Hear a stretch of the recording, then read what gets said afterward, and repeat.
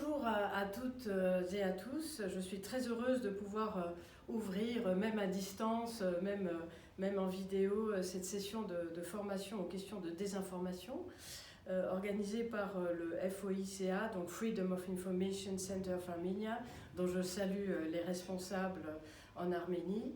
Donc formation organisée pour le personnel du lycée français Anatole France, de l'UFAR et du lycée 119, qui sont bien sûr nos partenaires de très longue date, et je les salue aussi très chaleureusement. Donc bien entendu, ces questions de désinformation, vous le savez, sont des questions extrêmement graves qui concernent à la fois les pouvoirs publics, les responsables politiques associatifs, évidemment les professionnels des médias, les acteurs du monde numérique, mais aussi les enseignants, les chercheurs et tous les citoyens de manière générale. Sans information digne de foi, sans information légitime, fiable, il n'y a pas de démocratie, il n'y a pas d'espace public dans lequel on puisse débattre des véritables enjeux de la démocratie. Il n'y a pas d'information fiable non plus sans réglementation qui garantisse la liberté, l'indépendance, la légitimité de l'information.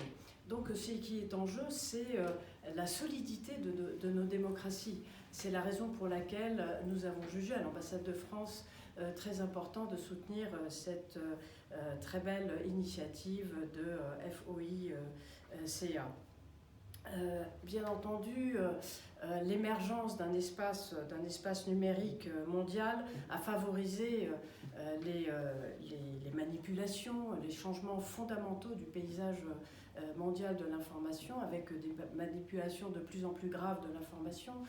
On le remarque dans toutes les crises maintenant. C'est ce qu'on appelle les conflits hybrides. Dans tout conflit aujourd'hui, qu'il soit classique ou non classique, il y a une dimension de manipulation de l'information de plus en plus large, profitant de la liberté que donnent les réseaux sociaux.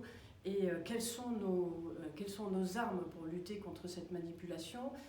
Nous, les pouvoirs publics, évidemment, avons une responsabilité de tout premier plan.